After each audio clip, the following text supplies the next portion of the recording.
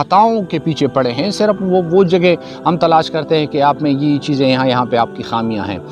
تو پرفیکشن نہ ڈھونڈو، پرفیکشن صرف اللہ کی ذات میں ہے۔ پرفیکشن تو یہ ہے کہ جس دن سے جو شہد کی مکھی ہے، جس دن سے اس کا وجود عمل میں لایا گیا ہے، اس کو حکم ملا ہے، آرڈرز دیے ہیں اللہ نے کہ تم نے جانا ہے اور آپ نے انسانوں کے لیے شہد بنانی ہے، اس دن سے آج تک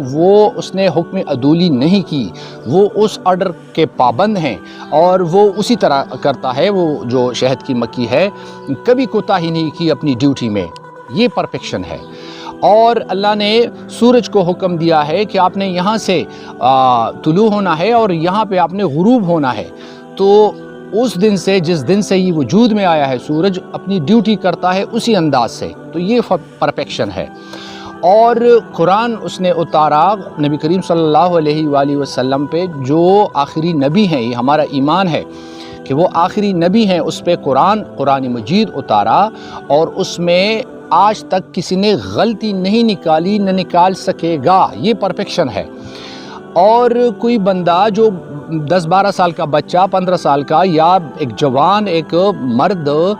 وہ ایک 15-20-30 پیجز کسی کتاب کو وہ زبانی یاد کر کے دکھائے،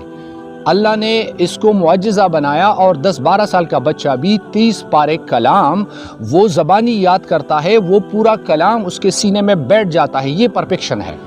یعنی معجزہ ہے۔ تو پرفیکشن نہ ڈھونڈو انسانوں میں، انسان جو ہیں یہ خطا کار ہیں، ان سے غلطیاں ہوں گی، تو جب تم دوسروں میں اچھائیاں تلاش کرو گے تو ایک اس طرح ایک فینامنا بن جائے گا کہ ہر کوئی دوسرے میں پھر اچھائیاں جو ہے وہ تلاش کرے گا، اور جب ہم اچھائیاں تلاش کرنے کی کوشش کریں گے تو ہمیں بہت ساری چیزیں اچھی دکھنا شروع ہو جائیں گی، کیونکہ اچھائیاں تلاش کرنے سے انسان کی تعریف ہوتی ہے، اور جب انسان کی آپ تعریف کرتے ہیں تو یہ ایک فطری سا عمل ہے، وہ خوش ہو جاتا ہے، اور جب وہ خوش ہو جاتا ہے تو اسی کام کو زیادہ بہتر انداز سے کرنے کی کوشش کرتا ہے، اس کام کو اور بھی امپروو کرنے کی کوشش کرتا ہے۔ تو کوشش کریں کہ پرفیکشن نہ ڈھونڈیں انسانوں میں، اور اس کی جو بہت ساری اچھی باتیں ہیں اس کو لیا کریں، اور اسے جو غلطی سرزد ہوتی ہے تو انسان سمجھ کے اس کو اگنور کیا کریں،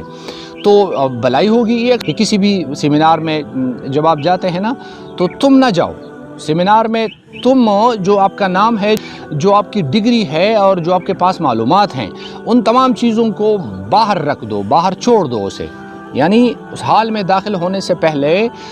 تم جو تمہارا نام ہے اور جو آپ کی پہچان ہے اور جو آپ کی جو نالج ہے اور آپ کی جو ڈگری ہے اور آپ کی جو اسپیشلٹی ہے، وہ تمام چیزیں باہر چھوڑو،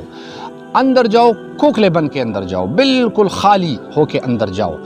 تو پھر شاید وہاں سے بہت ساری چیزیں جو ہیں وہ اپنے ساتھ آپ مطلب سٹور کر کے آپ لے کے آ سکتے ہیں۔ تو آپ کی جو میموری ہے وہ تو فل ہے، جو کارڈ ہے، میموری کارڈ ہے وہاں پہ، وہ تو فل ہے، اتنے معلومات ہیں آپ کے ساتھ کہ آپ کو کوئی ضرورت ہی نہیں ہے معلومات دینے کی، آپ کو کچھ نئی چیز جو ہے وہ سننے کی کوئی ضرورت ہی نہیں ہے، کوئی نئی بات سننے کی تو آپ کو ضرورت ہی نہیں ہے، تو پھر تو وہ اسپیس ہی نہیں ہے وہاں پہ کہ کوئی نئی چیز جو ہے وہ آپ کے دماغ میں جو ہے وہ انٹر کر سکے۔ تو اس طرح کی چیزیں، اس پہ اگر ہم غور کریں نا تو بہت ساری جو ہیں وہ ہماری جو اصلاح ہو سکتی ہے، بہت ساری چیزیں جو ہیں، جو ہماری کوتاہیاں ہیں یا جو ہماری کمزوریاں ہیں، جو ہر کسی میں ہوتی ہیں، مجھ میں بھی ہیں، آپ لوگوں میں بھی ہیں، ہر کسی میں ہوتی ہیں بہت ساری کمزوریاں، تو اس کی اصلاح ہو سکتی ہے، لیکن پرابلم یہ ہے کہ ہر کسی نے ایک خول بنایا ہے، مطلب